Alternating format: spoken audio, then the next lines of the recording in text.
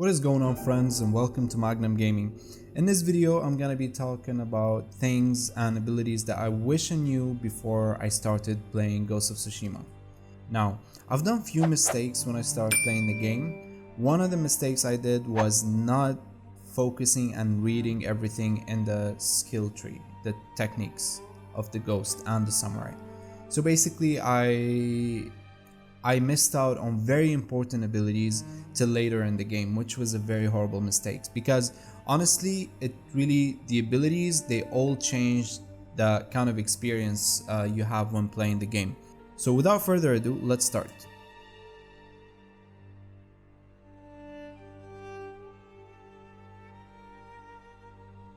First things first, Jin's abilities are divided into three sections: the samurai, the stances, and the ghost. And I'm gonna be starting with the samurai abilities. Now, one of the things that I truly regret was ignoring the unyielding spear parry. Basically, this ability allows you to parry the unblockable spearman attack. Now, why is this important?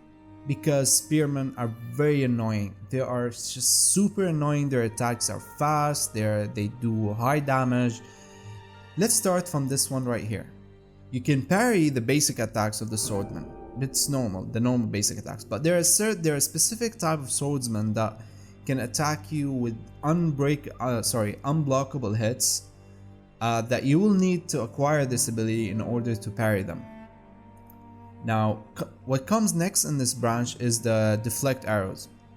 Now, this is also very important because obviously the archers will hit you from distance, so this is very important in order to be able to reach the archer without getting hit by his arrows.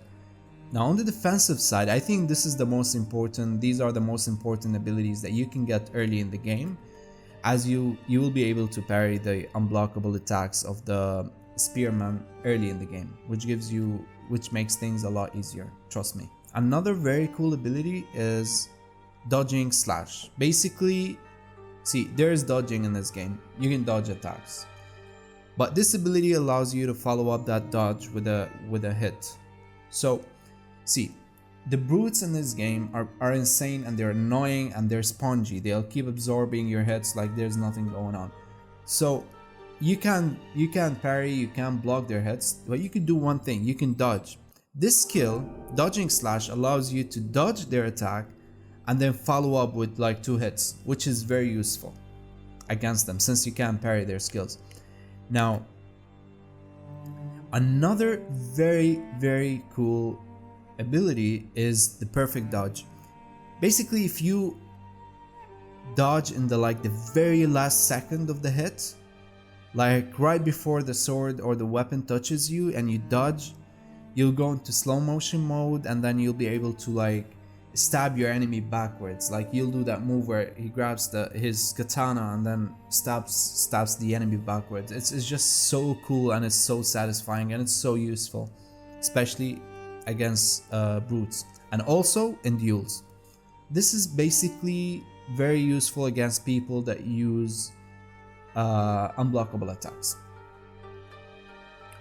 Now, I mean, every skill is important. Obviously, there are many skills here that you should acquire at some point in the game. But I'm saying, what are the most important abilities to acquire as soon as possible? Obviously, if you want to reach the perfect dodge, you'll then have to go through all of them in order to get through it. Now, these 4 skills here, they're not something you acquire from leveling up.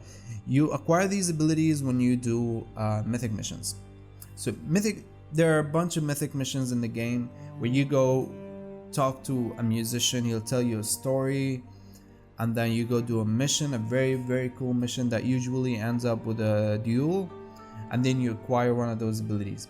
Now, the thing here is that it's not always abilities. Sometimes you get armor, sometimes you get other stuff, bow or something. So it's always different. You've got 4 mythic abilities, but then you've got more than 4 mythic missions, and then you've got the exploration. I mean, it's obviously important, but honestly, this game has a lot of fighting, so I would recommend you go for these defensive abilities, and then you go for the dodge, and then other abilities here. And see, the stances here, obviously, the way to to acquire every stance is by killing generals, like the bosses, the mini bosses. You go to a camp, you kill everybody, you fight the boss, you kill the boss. You acquire a point after you collect like a specific number of points. You'll then unlock a new stance, and then every stance is useful against a specific type of enemies. There you've got the stone stance, is good against swordsmen. You've got the water stance, is good against shieldmen. You've got the wind stance, it's very useful against it's good against spearsmen. Then you've got the moon stance, it's important and very strong against the boots. I would say if you want to upgrade this like early in the game, I would say just reach the second line and then that's it. Like don't rush, don't do what I did, because you'll be missing out on many other abilities early in the game. So if you really want to upgrade your stances, just like get this and then get this. If you really want to go with the stances, but then don't go any deeper till you get the essential abilities, which I will be talking about, which I actually missed till late in the game. Now, another mistake I did was I chose not to pay enough attention to the kunai. I wasn't using the throwing knives for some reason. They do crazy damage and they stagger your enemies, and it's very good when you're fighting multiple enemies, because you know if you're fighting 3-4 people, you can just throw your knife, stagger them. They'll be like, oh my god, what just happened? What's going on? I'm drunk. Is this a hangover? What is it? So this is very useful when there's more than one person fighting you. And later on in the game, it will deal more damage, and you will obviously be able to throw even more knives, more kunai. That's what you call it. Here, see, kunai inflict twice as much damage. Later on, it'll get a lot stronger. It's insane. Now, a very, very important ghost weapon you need to acquire is the smoke bomb. It's just beautiful. Honestly, it's beautiful. It's useful.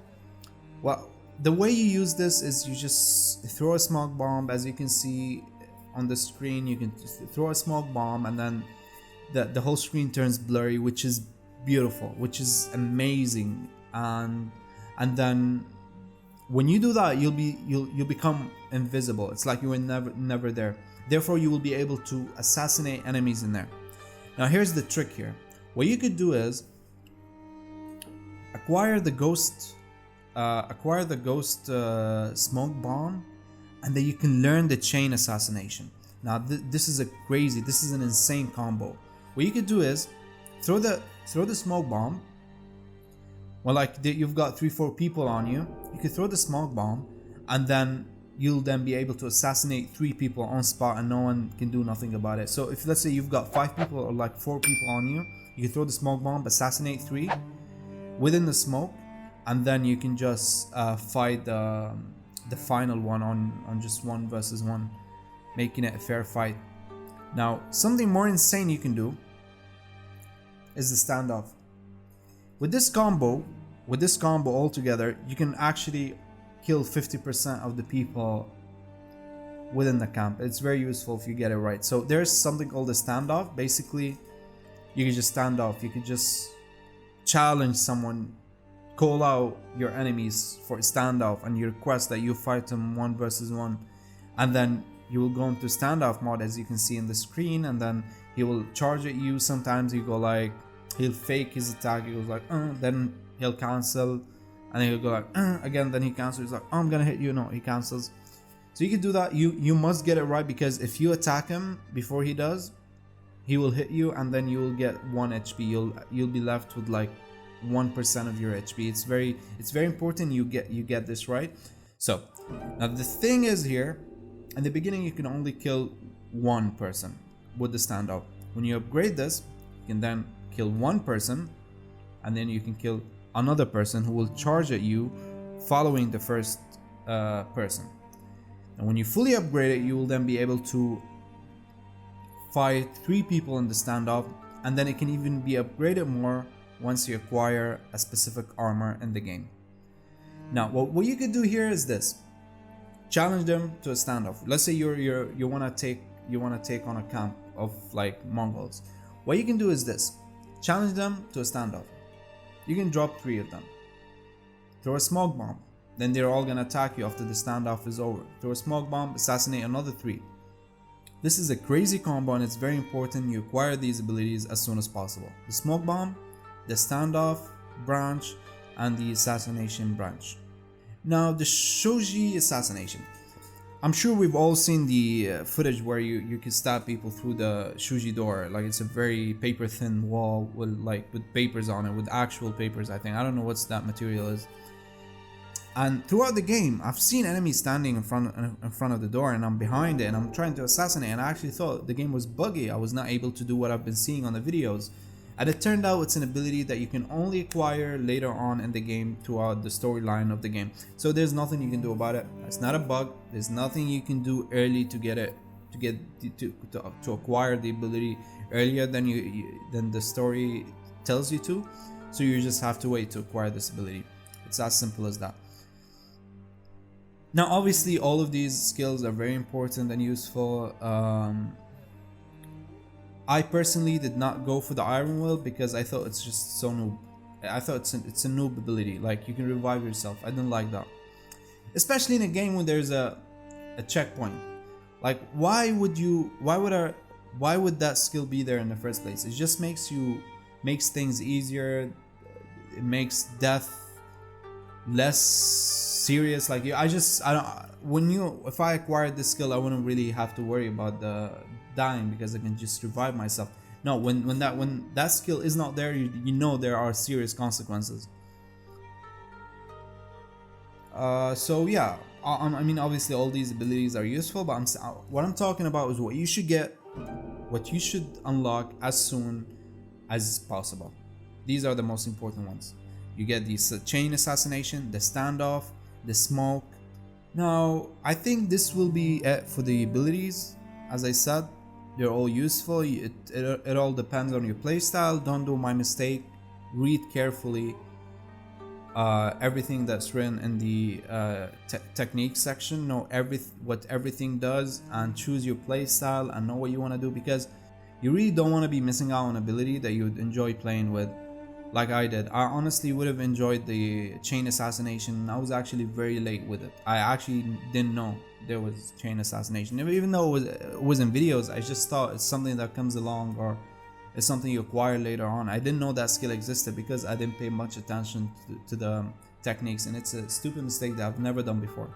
I hope you enjoyed. I hope this video was useful. If it wasn't, I'm sorry. If it was, make sure to drop a like and subscribe to my channel and ring the bell to stay tuned and so you can never miss out a video that I post in the near future. Thank you. Cheers.